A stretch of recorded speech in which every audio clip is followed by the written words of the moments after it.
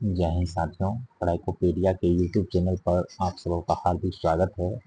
तो आज से हम शुरू कर रहे हैं मध्यकालीन इतिहास। मध्यकालीन इतिहास शुरू कर रहे हैं, जो कि सभी एग्जाम के दृष्टिकोण से काफ़ी ही महत्वपूर्ण है। तो चलिए शुरू करते हैं। तो सबसे पहले हम चैप्टर वाइज इसमें अध्ययन करेंगे। तो सबसे पहले एक चैप्टर का अध्ययन करेंगे। उस चैप्टर को हम डिवाइड कर लेते हैं।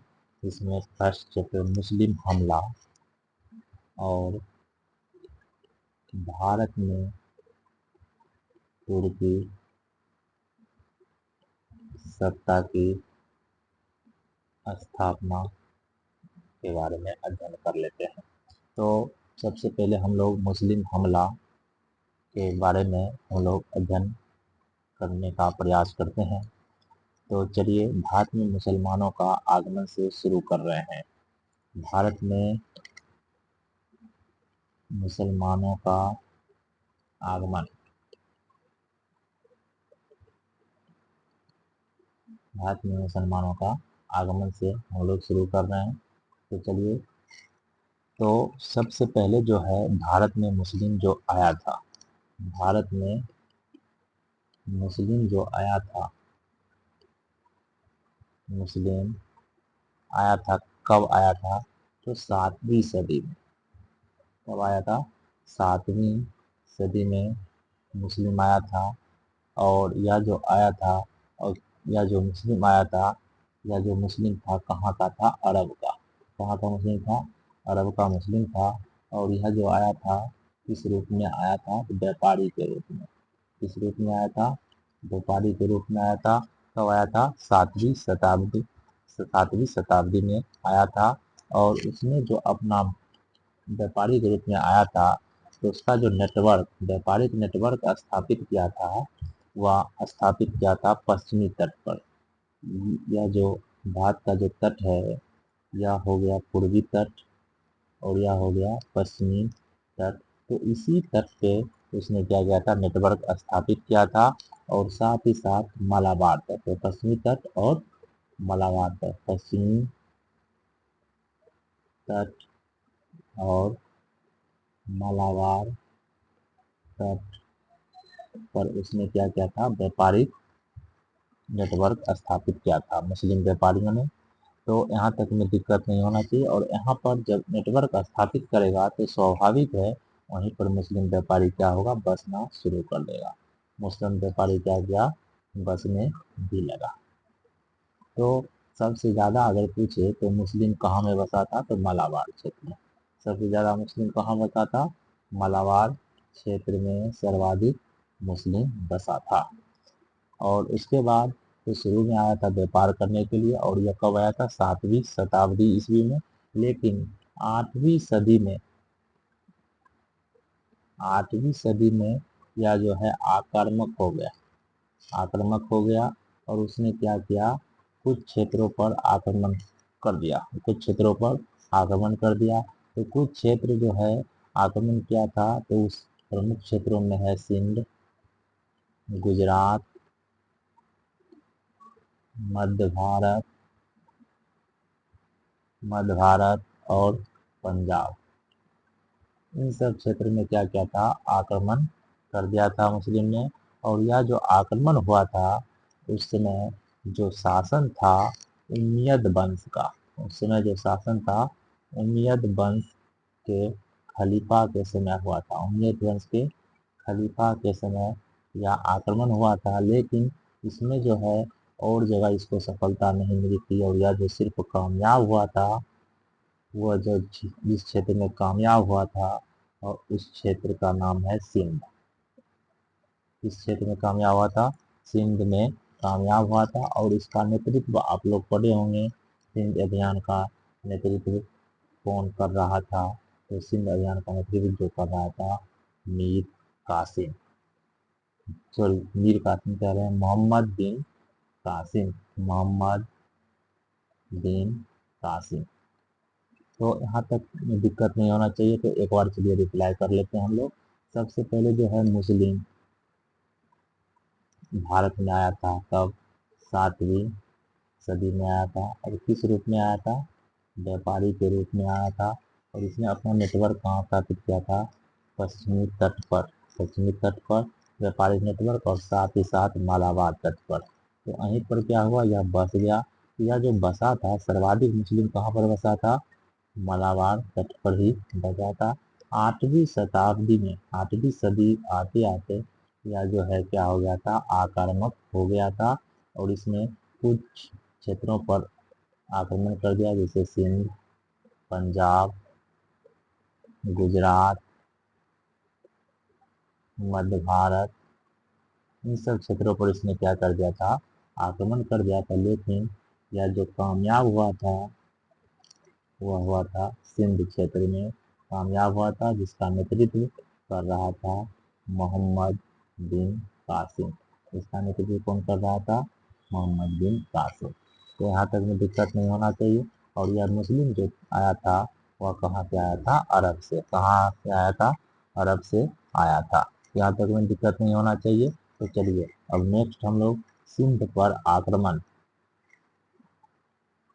के बारे में पढ़ लेते हैं, क्योंकि सिंध पर ही यह कामयाब हुआ था। तो सिंध पर आक्रमण के बारे में हम लोग अध्ययन करते हैं। तो सिंध पर जो आक्रमण हुआ था, तो सिंध पर जो आक्रमण की जानकारी हमें मिलती है चचनामा से। किससे मिलती है? चचनामा ग्रंथ से। और चचनामा ग्रंथ को लिखा किसने था? अली अहमद ने। अली अहमद ने सिंध पर आक्रमण की जानकारी हमें चचनामा ग्रंथ से मिलती है। और इस पर जो आक्रमण किया था सिंध पर, इसने किया था मोहम्मद बिन कासिम ने आक्रमण किया था। और उस समय जो वहाँ का शासक था दाहिर। वहाँ का शासक कौन था? दाहिर था। राजा जो था वहाँ का दाहिर था। और राजा दाहिर, या जो दाहिर था, किसका पुत्र था? राजा चच का बेटा था। और जो एक ब्राह्मण था। एक क्या था? ब्राह्मण था। जबकि सिंध की जो प्रजा थी, सिंध की प्रजा में ज़्यादातर लोग जो थे बौद्ध और मेर जाति के लोग थे। बौद्ध और किस जाति के लोग थे? मेर जाति के लोग थे। जिसने क्या किया था? दाहिर को असहयोग किया था। असहयोग किया था मतलब सहयोग नहीं किया था। यहाँ तक में दिक्कत नहीं होना चाहिए। अब सिंध पर तो क्लियर हो गया, लेकिन सिंध के आगे, सिंध पर तो कामयाब हो गया, तो सिंध के आगे विस्तार को रोका गया था। तो विस्तार को रोका गया था, तो रोकने वाले में लोगों में जो प्रमुख रूप से जो रोका था, उसका योगदान जो है रोकने वाले लोगों में, उसमें एक व्यक्ति हैं नागभट्ट प्रथम और बप्पा रावल। नागभट्ट प्रथम और बप्पा रावल, जो कि सिंध के बाद विस्तार करने से रोका था। तो नागभट्ट प्रथम जो था, यह किस वंश का शासक था? आप लोग जानते होंगे कि गुर्जर प्रतिहार वंश का प्रतापी शासक था। और प्रतिहार शब्द का शाब्दिक अर्थ ही होता है रक्षक रक्षक या द्वारपाल। रक्षक या द्वारपाल होता था। तो यहाँ तक में हम लोग देख चुके हैं। तो सिंध का आक्रमण भी हम लोग एक बार फिर से देख लेते हैं। तो सिंध पर आक्रमण, तो चलिए सिंध पर आक्रमण रिकॉल कर लीजिए। तो सिंध पर जो आक्रमण हुआ था, तो सिंध पर जो आक्रमण की जानकारी किससे मिलती है? चचनामा नामक पुस्तक से, जिसका लेखक अली अहमद, इस पुस्तक से मिलती है। और सिंध पर जो आक्रमण किया था, किसने किया था? मोहम्मद बिन कासिम ने किया था। और जब आक्रमण किया था, तो उस समय वहाँ का शासक कौन था? राजा दाहिर था। और राजा दाहिर जो था, किसका पुत्र था? तो राजा दाहिर जो था चच का बेटा था। राजा चच का बेटा था, जो कि एक ब्राह्मण था। इसे जो है इस युद्ध में सहयोग नहीं मिल पाया था। सहयोग का कारण था, यहाँ पर जो जातियाँ थी वह दो अलग जातियां थी, जिसका बहुमत था, तो उसमें जो जाति थी, अधिकांश जाति व बौद्ध और मेर जाति के लोग रहते थे। तो यहाँ तक में दिक्कत नहीं होना चाहिए। तो सिंध पर आक्रमण हो गया जब, तो सिंध से आगे बढ़ने का प्रयास किया, सिंध से आगे बढ़ने का प्रयास किया, लेकिन उसे रोकने का प्रयास किया गया। किसके द्वारा? तो दो व्यक्ति के द्वारा, नागभट्ट प्रथम के द्वारा, जो किस वंश का शासक था? प्रतिहार वंश का शासक था। और प्रतिहार का अर्थ क्या होता है? रक्षक। प्रतिहार शब्द का अर्थ क्या होता है? रक्षक या द्वारपाल होता है। और एक और शासक ने रोकने का प्रयास किया, जिसका नाम था बप्पा रावल। तो यहाँ तक में दिक्कत नहीं होना चाहिए। तो हम यहाँ तक पढ़ चुके हैं सिंध पर आक्रमण, मुस्लिमों का आगमन। अब जो हम आगे पढ़ेंगे वह अरब आक्रमण का भारत पर प्रभाव। तो अरब आक्रमण का भारत पर क्या प्रभाव पड़ा था? अरबी आक्रमण का भारत पर प्रभाव को हम लोग आज देखेंगे। तो तीसरा पॉइंट हम लोग देख रहे हैं। तो अरब आक्रमण, जो मुस्लिम आक्रमण आया था, तो उसका प्रभाव क्या भारत पर पड़ा था? तो भारत में सूफीवाद, जो एक धर्म रहा था, तो सूफीवाद, भारत में सूफीवाद का जो परिचय हुआ था, अरबों के आक्रमण के बाद ही हुआ था। सूफीवाद का परिचय किसके बाद हुआ था? अरबों के आक्रमण के बाद हुआ था। साथ ही साथ भारत में अरबों ने जलेबी से परिचित कराया। अरबों ने भारत को जलेबी से परिचित कराया था। साथ ही साथ जो देखते हैं मुस्लिम लोग, जो पहनते हैं अधिकांश मुस्लिम लोग, कुर्ता पैजामा। कुर्ता पैजामा जो है किसकी देन है? अरबों की ही देन है।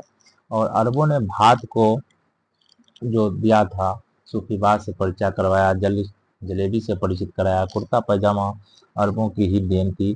अरबों ने भारत को जितना प्रभावित किया था, अरबों ने भारत को जितना प्रभावित किया था, उससे कई ज़्यादा गुना हुए खुद भारत से प्रभावित भी हुए थे। तो अरब अपने साथ जो प्रभावित हुए थे, तो अरब जो चीज़ का यहाँ पर परिचित करवाया, तो अरब अपने साथ क्या ले गया था? तो अरब अपने साथ भारत से कई पुस्तक लेकर गया था, कई पुस्तकें लेकर गया था, और कई पुस्तक लेकर गया था, और जिसका बाद में उसने अरबी भाषा में अनुवाद किया। अरबी भाषा में अनुवाद किया, जैसे कि प्रमुख पुस्तक में था आर्यभट्टीय खंड का, यह सभी पुस्तकें ले गया था। साथ ही साथ कई दार्शनिक किताबें भी लेकर गया था। साथ ही साथ अरबों ने अंकमाला, अरबों ने अंकमाला का ज्ञान भारत से ही लिया। अरबों ने अंकमाला का ज्ञान भारत से ही लिया, जिसे वह क्या कहते थे? हिंदसा। जिसे वह क्या कहते थे? हिंदसा कहते थे। और अरबों के माध्यम से यह ज्ञान जो है कहाँ पहुंचा था? यूरोप में। कहाँ पहुंचा था? यूरोप में पहुंचा था। और यूरोप वासी जो है इसे कहा था अरेबिक।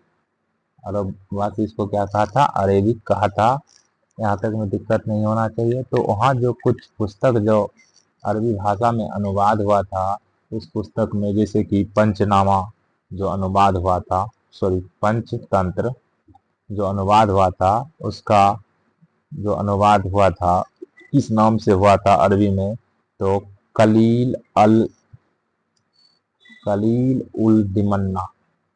उल दिमन्ना नाम से नामकरण हुआ था, अनुवाद हुआ था। और इसका जो अनुवाद किया था अल-बरूनी ने। किसने किया था?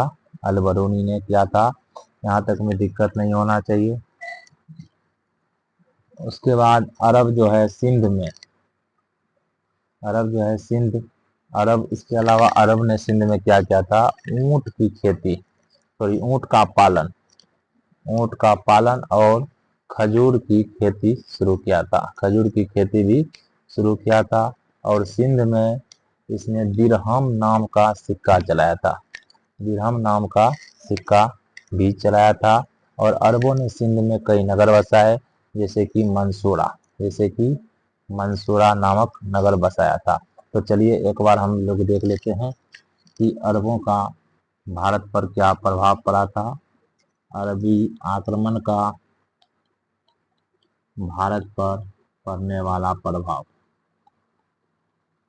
तो अब कोई भी देश अगर किसी देश पे आक्रमण करता है तो दोनों पर प्रभाव पड़ता है। कुछ ज्ञान इसे भी मिलता है तो कुछ ज्ञान इसे भी मिलता है। इसी दोनों को अपनी संस्कृति, एक दूसरे की संस्कृति से परिचित होने का भी अवसर मिलता है। उसी में भारत को जो मिला था तो सूफीवाद से परिचय, सूफीवाद से परिचय हुआ था भारत।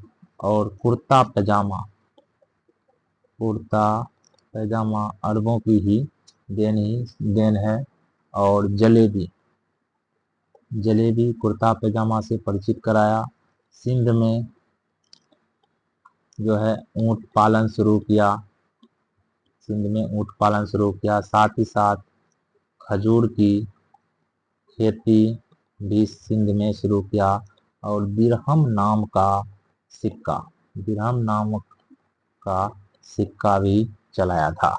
यहाँ तक में दिक्कत नहीं होना चाहिए। यह सभी जो था इसका योगदान था अरबों का। और भारत से उसने क्या किया, तो भारत से कई सारी पुस्तकें, कई सारी पुस्तकों का उसने क्या किया था, अरबी भाषा में अनुवाद किया था। अरबी भाषा में अनुवाद किया था। जैसे कि पंचतंत्र का अरबी भाषा में अनुवाद किया था किसने, अल बरूनी ने। किसने किया था, अल बरूनी ने किया था। और किस नाम से किया था, तो कलील उल दिमन्ना नाम से, कलील उल दिमन्ना नाम से किया था। और यहाँ तक में दिक्कत नहीं होना चाहिए। तो यहाँ तक हम लोग देख चुके हैं। तो अब आगे जो हम लोग देखेंगे तुर्क आक्रमण। तुर्क आक्रमण, तुर्क के बारे में नाम तो परिचित ही होंगे। मोहम्मद गजनवी का नाम सुने होंगे, मोहम्मद गौरी का नाम सुने होंगे। तो उसी के बारे में अब हम लोग अध्ययन करेंगे। तुर्क आक्रमण जो कि मुस्लिम ही था ये भी, तो इसके बारे में हम लोग देख लेते हैं। तो तुर्क आक्रमण में सबसे पहले जो आक्रमण किया था, सबसे पहले जो आक्रमण किया था सुबुक्तगीन, सुबुक्तगीन ने आक्रमण किया था। या पहला तुर्क शासक था, या जो है पहला तुर्क शासक था जिसने भारत पर आक्रमण किया था। और सुबुक्तगीन जो था या किस वंश से संबंधित था, तो यामनी वंश से।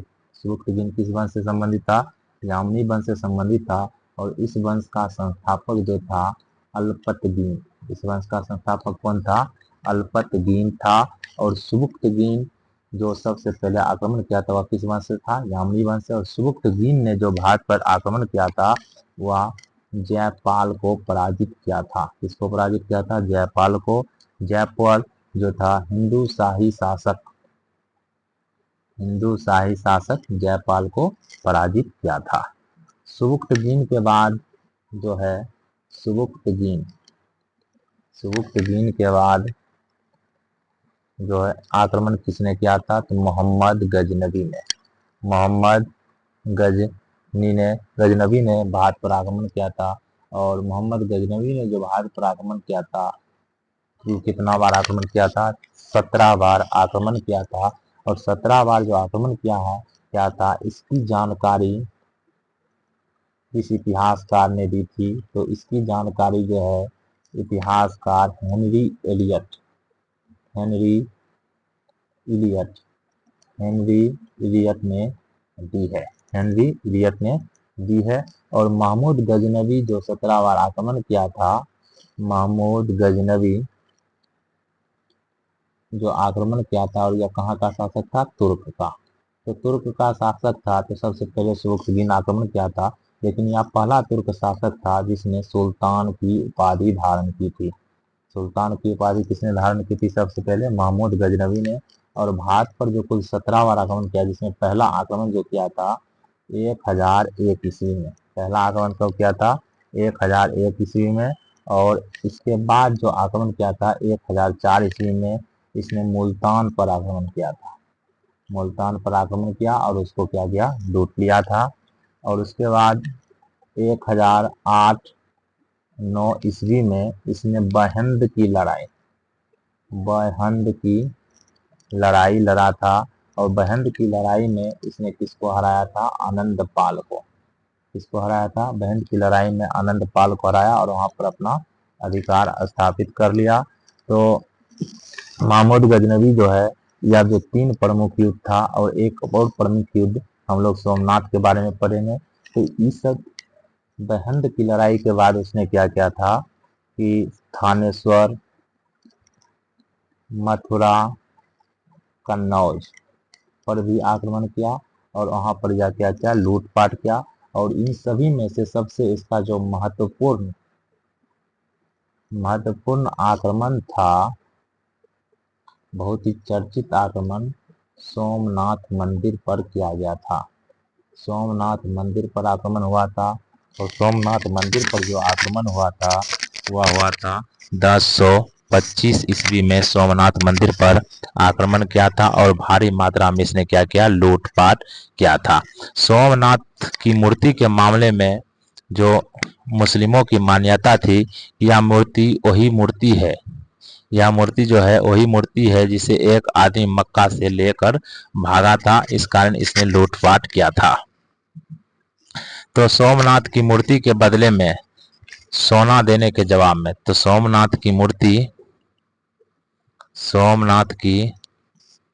मूर्ति के बदले में सोना देने के जवाब में महमूद गजनबी ने कहा था, सोमनाथ की मूर्ति अगर देता है तो सोना के जवाब में महमूद गजनबी ने कहा था कि मैं बूत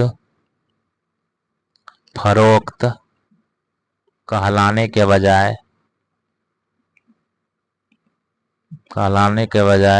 बुत सिकन कहलाना पसंद करूंगा।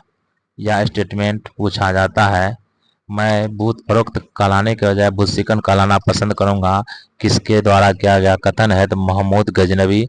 और महमूद गजनवी का जो अंतिम आक्रमण था 1027 ईस्वी में, और यह जो हुआ था किस पर, जाट पर हुआ था। और 1033 ईस्वी में महमूद गजनवी की मृत्यु हो गई थी। तो महमूद गजनवी, तो हम पहले एक बार तुर्क के बारे में देख लेते हैं कि तुर्क आक्रमण जो हुआ था उसका हम लोग अध्ययन कर लेते हैं। तुर्क आक्रमण ध्यान से देखिए। तो तुर्क आक्रमण से सबसे पहले जो आक्रमण किया था भारत पर, पहला सुबुक्तगीन ने किया था। और सुबुक्तगीन जो था किस वंश का था, यामनी वंश का था। और इस वंश का जो संस्थापक था वह था अल्पतगीन। कौन था, अल्पतगीन था। यहाँ तक में दिक्कत नहीं होना चाहिए। और सुबुक्तगीन के बाद जो आक्रमण किया था भारत में महमूद गजनवी ने, किसने आक्रमण किया था, महमूद गजनवी ने आक्रमण किया था। और पहला तुर्क शासक था जिसने सुल्तान की उपाधि धारण की थी। और हम लोग जानते हैं कि इसने भारत पर कितना बार आक्रमण किया था, 17 बार आक्रमण किया था। और 17 बार में से जो पहला आक्रमण इसने किया था 1001 ईस्वी में इसने आक्रमण किया था। और 1004 ईस्वी में जो इसने आक्रमण किया था वह मुल्तान पर आक्रमण किया था और वहां पर अधिकार स्थापित कर लिया था। और 1008-9 ईस्वी में इसने बहंद की लड़ाई लड़ी थी और वहां पर भी यह जीता था। उसके बाद जो है इसने थानेश्वर, मथुरा, कन्नौज पर भी अधिकार किया। उसके बाद 1025 ईस्वी का इसका जो सबसे चर्चित आक्रमण था वह हुआ था सोमनाथ मंदिर पर। और अरब मुस्लिमों का मानना था कि सोमनाथ मंदिर पर जो आक्रमण हुआ था, अरब मुस्लिम कारियों का मानना था सोमनाथ मंदिर में जो मूर्ति है यह मूर्ति मक्का से लेकर भागा गया था। तो इस मूर्ति के बदले में, सोना देने के बदले में कहा था कि मोहम्मद गजनवी ने कहा था मैं बूत परोक्त कहलाने के बजाय बुत सिकन कहलाना पसंद करूंगा, मतलब मूर्ति भंजन कहलाना पसंद करूंगा। और 1027 ईस्वी में इसका जो अंतिम आक्रमण था जाट के विरुद्ध इसने अंतिम आक्रमण किया। और 1030 ईस्वी में मोहम्मद गजनवी की मृत्यु हो गई। और मोहम्मद गजनवी के आक्रमण का जो उद्देश्य था, मोहम्मद गजनवी के आक्रमण का उद्देश्य जो था, यहाँ भारत में साम्राज्य का निर्माण करना नहीं था, भारत में साम्राज्य का निर्माण करना नहीं था। उसका उद्देश्य केवल था धन की लूट करना, धन की लूट, और साथ ही साथ इस्लाम का प्रचार प्रसार, इस्लाम का प्रचार प्रसार उसका मुख्य उद्देश्य था। तो महमूद गजनवी का इतना बड़ा प्रभाव रहा था, तो महमूद गजनवी के आक्रमण का जो प्रभाव रहा था, इतना बड़ा प्रभाव रहा था, तो इस प्रभाव को भी हम थोड़ा देख लेते हैं। महमूद गजनवी के आक्रमण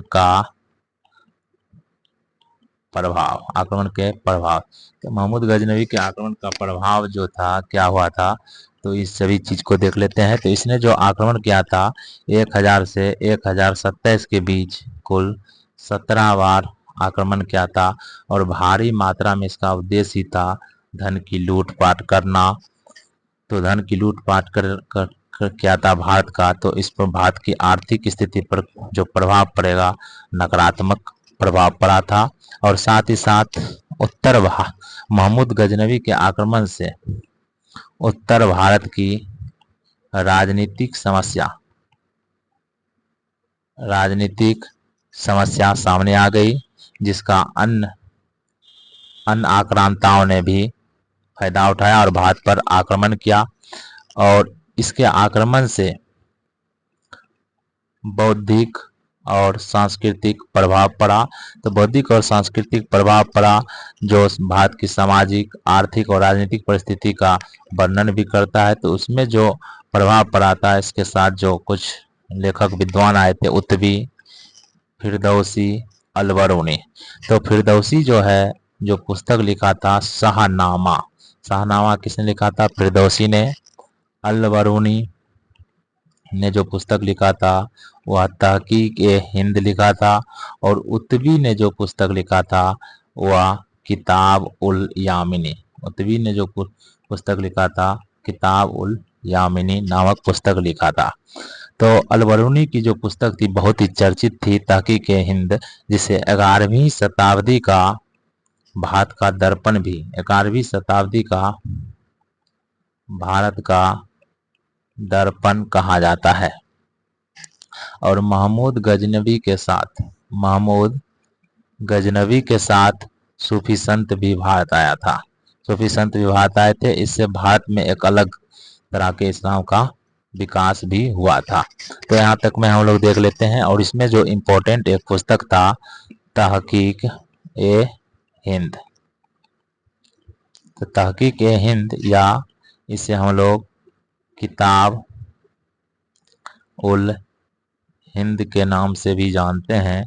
तो किताब-उल-हिंद नामक पुस्तक सबसे पहले लिखा किसने था? तो अलबरूनी ने लिखा था। और किस भाषा में लिखा था? तो अरबी भाषा में। किस भाषा में लिखा था? अरबी भाषा में, जिसमें भारत की जानकारी का स्रोत मिलता है और आंखों देखा स्रोत मिलता है, आंखों देखा स्रोत मिलता है। अलबरूनी ने अपने पुस्तक में बताया कि प्राचीन काल में भारतीय विज्ञान में काफी आगे थे, जिसमें आर्यभट्ट, बराहमिहिर, कपिल मुनि, इन सभी को इन्होंने क्या करता है? सराहना करता है। किंतु अपने समय में, अपने काल में वह भारत की आलोचना करता है और कहता है कि यह लोग, भारतीय लोग जो हैं, बर बोले हैं। उन्हें लगता है कि उनके देश का जैसा कोई देश नहीं, उनके धर्म, शिक्षा और विज्ञान सर्वश्रेष्ठ है, किंतु भारतीय विमर्श से भागते हैं और आज के भारतीय ज्ञान विज्ञान में पिछड़े हुए हैं।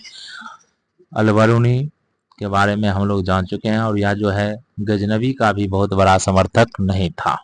तो चलिए एक बार हम लोग जो है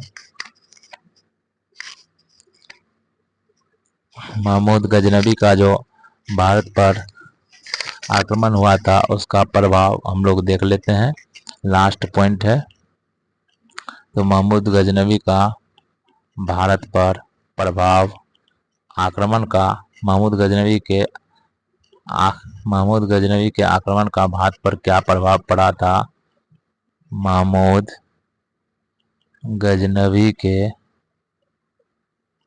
आक्रमण का भारत पर पड़ने वाला प्रभाव को हम लोग देखते हैं। तो प्रभाव जो पड़ा था, तो सबसे पहले 1000 से लेकर 1027 तक इसने कुल 17 बार आक्रमण किया, और 17 बार आक्रमण किया तो इसने धन को लूटने का काम किया, जिससे भारत की आर्थिक स्थिति पर नकारात्मक प्रभाव पड़ा था। और इसने आक्रमण जब किया तो उत्तर भारत की राजनीतिक समस्या जो है उजागर हो गई, जिसका बाद के आक्रमणकारियों ने फायदा उठाया, जैसे मोहम्मद गौरी ने। उसके बाद बौद्धिक और सांस्कृतिक प्रभाव भी पड़ा, जिसमें उत्तवी, फिरदौसी और अलबरूनी ने यहाँ की सामाजिक, आर्थिक और राजनीतिक दशाओं का वर्णन किया। तो जिसमें से फिरदौसी ने जो पुस्तक लिखी थी वह पुस्तक शाहनामा लिखी थी, जबकि अलबरूनी ने जो पुस्तक लिखी थी तहकीक ए हिंद या किताब उल हिंद नामक पुस्तक लिखी थी, जो 11वीं शताब्दी का भारत का दर्पण कहलाता है। और उत्तवी ने जो पुस्तक लिखी थी किताब उल यामिनी पुस्तक लिखी थी। और महमूद गजनवी के साथ जो है सूफी भी भारत आया था, जिसने एक अलग इस्लाम का प्रचार किया। और किताब उल हिंद में जो है आंखों देखा हाल का वर्णन किया गया है, और उसने प्राचीन काल में के बारामीर, आर्यभट्ट आदि का उसने क्या किया है कि उनकी जो है अच्छाइयों को बताया है, उनका बड़ाई किया है। लेकिन अपने समय के काल में उसने भारतीयों की आलोचना भी की है। उनका कहना है कि भारतीय लोग अपने आप को समझते हैं कि कला, विज्ञान, अन्य क्षेत्रों में काफ़ी आगे हैं, परंतु वह जो है विमर्श करना नहीं चाहते हैं, विमर्श से भागना चाहते हैं। और आज के भारतीय जो हैं विज्ञान और ज्ञान में पिछड़े हुए हैं।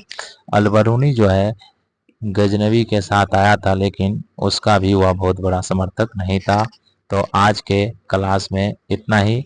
तो आज जो हम लोग पॉइंट किए हैं, इन सभी पॉइंट को आप अच्छे से नोट भी कर सकते हैं, और किसी प्रकार का कोई डाउट होता है तो कमेंट बॉक्स में कमेंट कर सकते हैं। वीडियो देखने के लिए धन्यवाद।